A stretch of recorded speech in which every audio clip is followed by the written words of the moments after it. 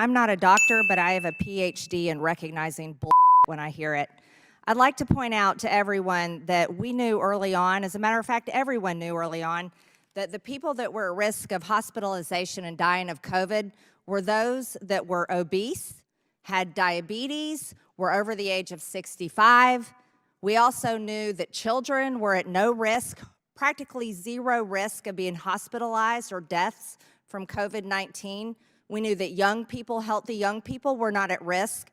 However, Dr. Marks, you rushed through this process of authorizing these vaccines, even though you knew the side effects, you knew about myocarditis, and you knew about the studies. So let's be very real about the situation that we have. It's time to be honest about the vaccine injured, and we need to stop allowing these COVID-19 vaccines to be given out to children. Gentlelady's time has expired. It's really unfortunate that we're actually here having this hearing trying to poke holes and cause more vaccine hesitancy amongst the public. But we know that we're here because committee members on this committee have demanded that we have this hearing, and we continue to cave and give those members everything that they want. The fact that we are now having parents that are choosing to vaccinate their kids less than before because of all of the attacks on vaccinations is shameful, and it's shameful that members of Congress continue to put down vaccinations as an opportunity to get our communities healthier. Thank you, Mr. Chairman. I'm sorry you all had to go through that. That was a lot of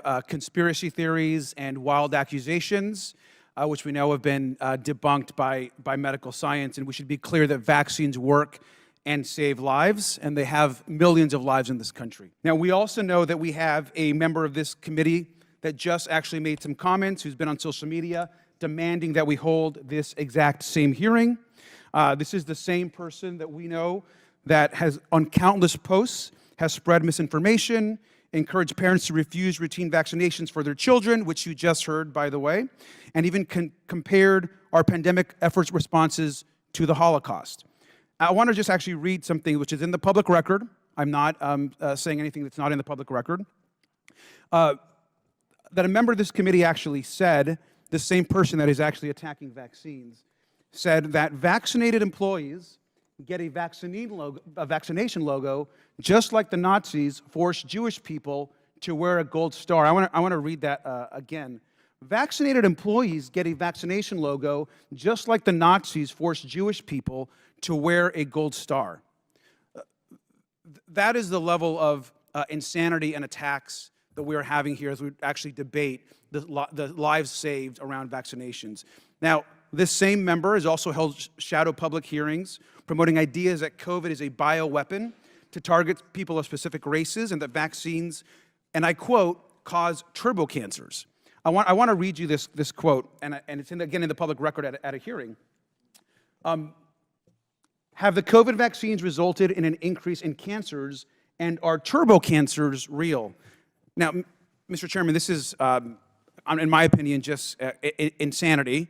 We know that's not the case. Dr. Marks, can you clarify once again for the American people, do the COVID vaccines cause turbo cancers? I'm a hematologist oncologist that's board certified. I don't know what a turbo cancer is. It was a term that was used first in a paper in mouse experiments describing an inflammatory response. We have not detected any increase in cancers with the COVID-19 vaccines. Thank you, and I thank you for correcting the record. May I just add something here? I do need to apologize to the 1,000 or so parents of children who are under 4 years of age who have died of COVID-19 who were unvaccinated, because there were deaths and are continuing to be deaths in children, and that is the reason why they need to get vaccinated. Thank you. And I agree with you 100%. Dr. Marks, I want to thank you for the work that you did. My mom passed away to COVID-19.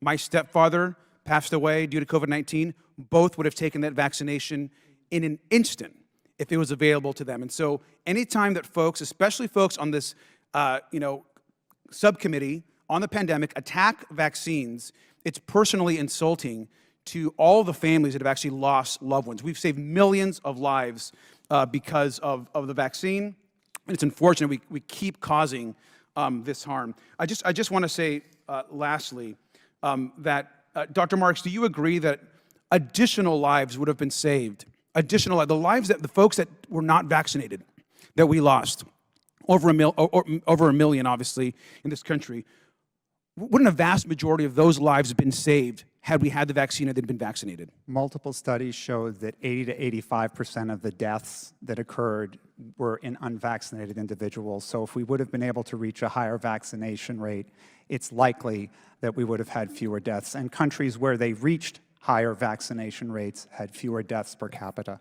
Thank you. And I encourage this committee and all members of Congress to encourage vaccinations across this country to save more American lives. With that, I yield back.